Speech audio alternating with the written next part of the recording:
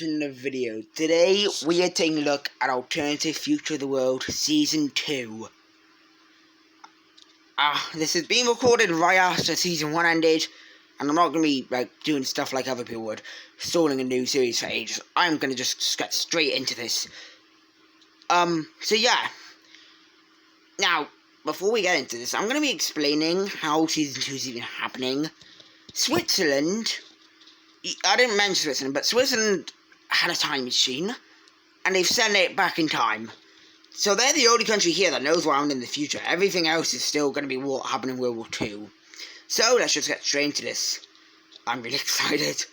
Also, ignore how bad some of these borders look, like Poland or Germany. I had to redraw this map. Yeah, I had to draw this map by hand. My World War II map that I found was rubbish. It had everything coloured in, and it was really hard to, it was really tough, okay? So, beginning with we're going to begin with Switzerland, not Germany. We will get to Germany. Switzerland is going to be, the main leader here. And, it's going to be obvious what they're going to do. They're going to try and figure out what to do and stop World War II. So they're going to send some stuff over to Vienna in Austria and say, whatever you do, don't accept Germany's ultimatum. And Austria does think about this. But, Austria and Germany are still really good friends at this point. So Austria's going to unite with Germany. So now Switzerland is kind of okay, they didn't expect that to work. But now they're going to send stuff over to Paris, Prague, and London, saying that Germany's going to be threatening Czechoslovakia, and that you need to get involved. Germany's going to threaten Czechoslovakia, France and UK get involved and say, wait, maybe we can do this, internationally. So they discuss, and they're going to give the Sudetenland to Germany. Okay, there we go. Ignore how bad these borders are. I do not care, because this is not going to be like this for too long. Anyway, now Switzerland's getting really mad as France and UK and Czechoslovakia not listening. So we have once again Switzerland sending stuff over to France, UK, and even the USA at this point, saying Germany is up to something. You got to stop it. At this point, France and UK listen, and they listen to they listen to Switzerland saying, okay, apparently Germany's not going to stop Czechoslovakia, so if they invade Czechoslovakia, we will get involved. What would you know? Germany declares war on Czechoslovakia. I don't even know why the Allies didn't get involved after this happened, because it would have made a lot more sense. So we have Germany declaring war on Czechoslovakia. Oh my god, I don't like this. It's better than when it was lagging, at least. But maybe France and UK are going to join this war. Let me just close this in. Now, this looks extremely unfair. If this was modern day, Germany would just be absolutely destroyed. But it's 1939, so it makes sense. So yeah, Germany's fine. Immediately after World War II begins, we have the UK bring Canada into war. Ignore, I'm not going to the islands. What the hell was that? Anyway, ignore how Czechoslovakia is included, just not really a point. So German troops are immediately gonna exit out, and they're just gonna destroy Czechoslovakia. After Czechoslovakia lost to Sudetenland, they were kind of destroyed. So Czechoslovakia is going to capitulate. Now we have Germany moving their troops up into Denmark. Again, it's kind of going to go the same way as it did in real life. Germany's going to have their way with some of these invasions.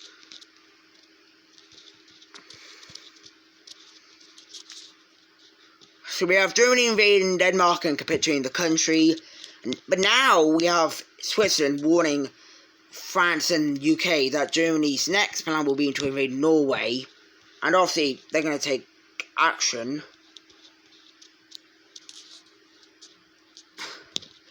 Because, it's Norway. Why would they not take action? Well, I don't know. Okay, I don't know what I'm saying.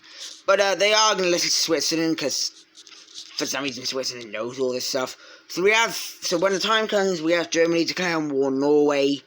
But unlike modern day, where unlike while in World War II, where Germany, invaded Norway, and the British Navy wasn't there. The British Navy's not there. The French Navy is also there, but I can imagine the French Navy is focused on the Mediterranean, because Italy's going to join the war soon. There's not really anything spoiling there. But now we have the Axis being created, which I literally just said this, so let me color this in. Okay, so the Axis is now being created, and yep, it's going to start getting even more worse. Switzerland is obviously has saved Poland, for now. But anyway, we have Japan declaring war on China, which is, it's not gonna change much over here in Asia. Oh crap, I didn't color in French Indochina, let me just do that. Anyway, Japan's gonna have a really easy time invading China here like they did in real life. Then, honestly, Japan's not gonna see much of a resistance. It still does kind of show me that the Japanese Empire, which wasn't even that big, was capable of invading a country as large as China. So we have Japan kind of just, invading China. This is where the Swiss don't even help, really. As China's gonna kind of just meet the same fate they did in real life. So we have a front line looking like this. And now we have, Italy doing stuff. They sent some troops into France, but it's barely anything. And, about the colonies, they're screwed. The colonies are totally just screwed. Now, I don't care if there was fighting going on like Egypt. There's no way. There's no way that Italy's going to keep hold of these colonies in Africa. I mean, the UK and France own, over 75% of the continent of Africa. There's no way. And at this point, we are going to see Germany begin their next plan. Oops, I think I just colored in the Mediterranean. But anyway, Germany's going to begin the next plan, which is just go for Benelux, like they did in real life. So we have war declaration on both Belgium and the Netherlands. So now we see... Oh, wait a minute, this is not what I wanted. So we see German troops go through Netherlands and Belgium with no problem. But once they get to the border of France, they do enter in a bit. But yeah, they don't get far. And at this point, Germany kind of has some spies figure out that Switzerland knows some stuff. And they figure out with these spies that the whole Greece thing, it doesn't exactly go well. But they're not going to focus on that yet, because that's still ages away. But at this point, the Axis is going to get more members, as Hungary, Romania, and Bulgaria are going to join the war. At this point in time, we also have Albania being annexed by Italy. Pretty sure that did happen in history. I don't know how. I don't even know why Albania just became part of Italy for no reason.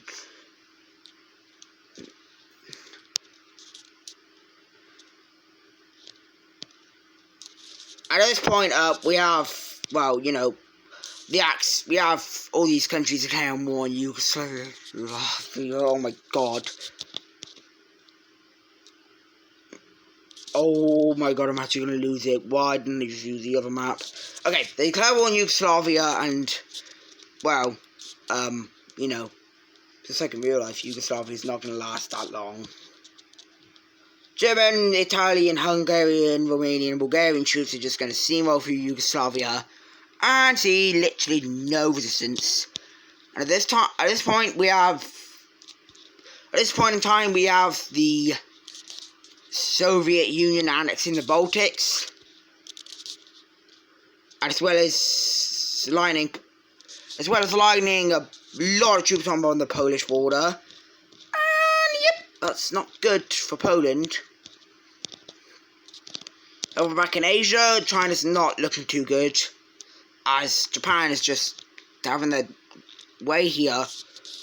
Japan is obviously facing resistance, but if you think of it, it's not that much.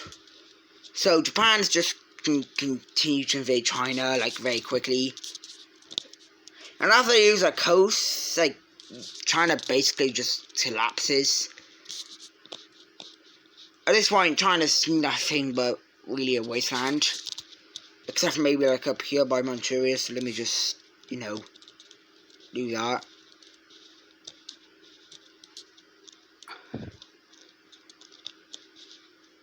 So yeah, Japan's doing really well against China right now, and we even have them beginning their invasion of French Indochina.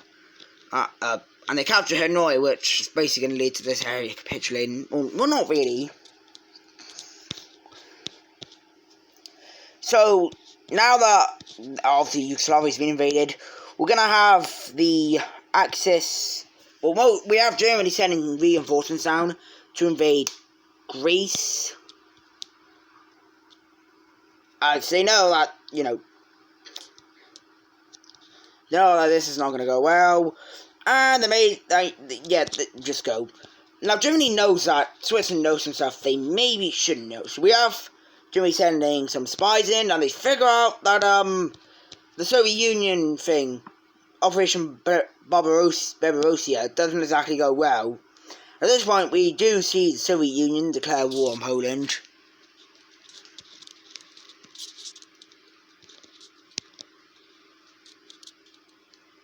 So we have Soviet Union declaring war on Poland, and we do see Germany kind of sending a automated. They send some things over to the Soviet Union, which Soviet Union's gonna glad accept, as it's basically just you want to split Poland. So yeah, for Poland, they're getting invaded from two sides again, and it's gonna look something like it did in history, as both sides are gonna push in, and poor Poland's gonna capitulate quicker than it should have. So we have the borders ended up look like this, and this is not a new front line, this is just what they took. And yeah, now that Germany knows not to invade the Soviet Union, ouch, that's gonna hurt the Allies. And Germany figures out that the whole thing about Pearl Harbor with Japan doesn't go too well either. So we have Germany telling Japan, don't attack Pearl Harbor on December 7th. And Japan's like, how did you know? But okay, anyway, we're not going to do it. So they're going to just continue to invade, China. And eventually China's going to collapse. I don't think they do collapse. But at this point, China's lost, all their mainland. So China's going to surrender, and that's just going to, ouch. At this point, Japan's captured French Indochina, and they don't really have a point of invading India, or should I say the British Raj. At this point in time, the Axis is starting to win this war.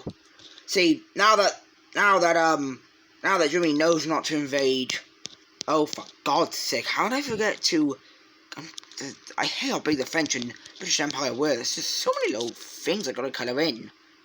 Oh, not Turkey. Jeez, no.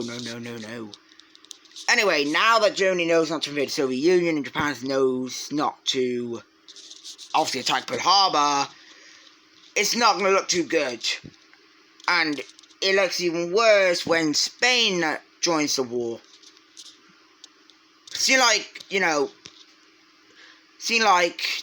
Oh, I forgot about the Spanish Civil War. It's okay. Yeah, Spanish Civil War. Crap. Anyway, now it's just looking horrible for the Allies, as even more countries start joining this war. Turkey is going to join the war on side of the Axis, which, yeah, it's starting to look even worse. See, now this is just turning out to be a whole mess. We have Turkish troops entering into Syria with the help of other Axis member troops, and well, if it is not, Syria is going to capitulate. French Syria, should I say. Now they begin an invasion of British Iraq. And at this point, the Allies are looking like they're screwed.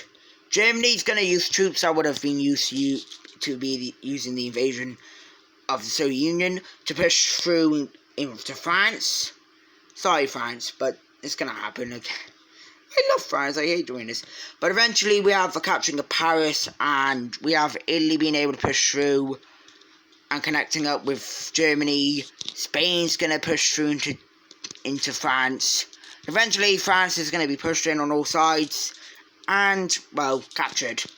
At this point, the French colonies are going to create free France, which happen in real life. And at this point, it's not looking too good. And, you know, now that Norway's in the war, the British Navy's is having to spread out like this instead of, you know, along the English Channel. And that's going to actually kind of wreck the British Navy so much that Germany's going to make a landing and capture Oslo.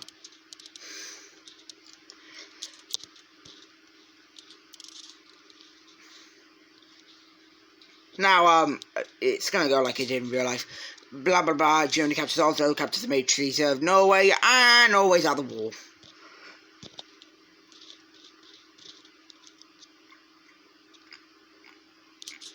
Okay, now, the British are just by themselves, and at this point, Switzerland's hyperventilating, which, if you don't know what that means, it means that they're going crazy. This is not going well. It's gone even worse than what they should have expected. At this point, Switzerland goes over to the UK, tells them, surrender, or get the USA involved, which, the USA is not budging. Yeah, obviously, the relations between Japan and USA is shattered right now, but, they don't want to join the war. They have no interest. And also, Germany knows not to invade the Soviet Union. So, yeah. So we have the UK's. We have a few more months of this war going on, and eventually, we have a peace treaty being signed between all the powers. By the way, Libya and Ethiopia will be released and given back to Italy in this, as they kind of lost. I'll say they didn't lose, but yeah, let's just take a look at this massive peace treaty of World War II. So then,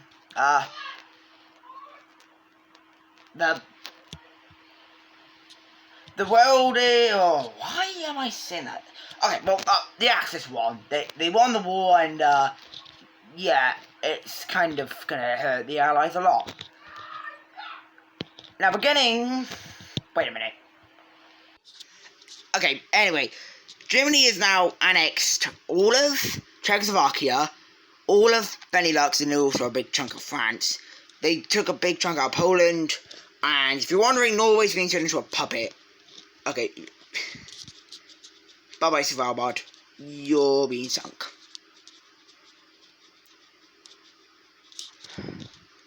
So Germany's got massive. Yugoslavia got eaten up by every single country that neighboured it. Also, Greece looks interesting with these borders.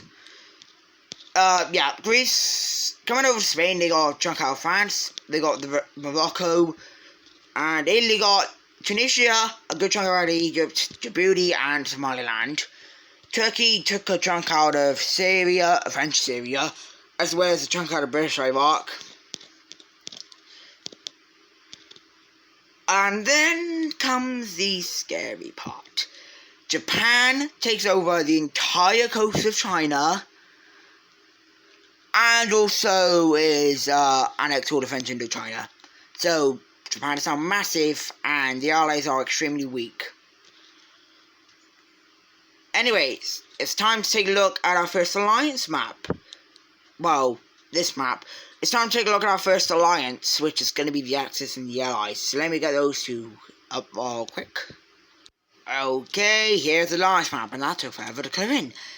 Okay, so, obviously the Axis is humongous, with Germany, Spain, Italy, the Balkans, and then obviously Japan.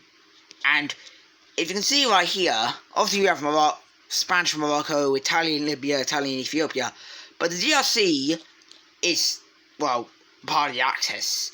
That's because Germany made it its own colony. They were planning on doing it for Nigeria, but in all reality, they decided not to. The Allies consisted of Canada, the UK, France, in British Raj, which is an independent, actually, I don't know why I said that, Australia and New Zealand. So not many countries, but it's still strong. But now we do see something interesting happening, as we have France and the UK kind of merging some of their colonies. So we have them merging Syria and British Iraq to form Mesopotamia, which is a British colony. And then we have the British giving over Gambia to, obviously, France. And then we also have them giving over Sierra Leone. Now that's them kind of sorting colonies around, because they're too small. Ghana can stay though, it's big enough. But now we do have the Axis the Axis is massive. So, they're going to expand, obviously. But not on this episode, because this will bring us to the end of this video. So, this is the beginning of a new series. Next episode and the rest of these episodes will be good and jam-packed. So, I really hope you enjoyed this video. I'll see you in part 2.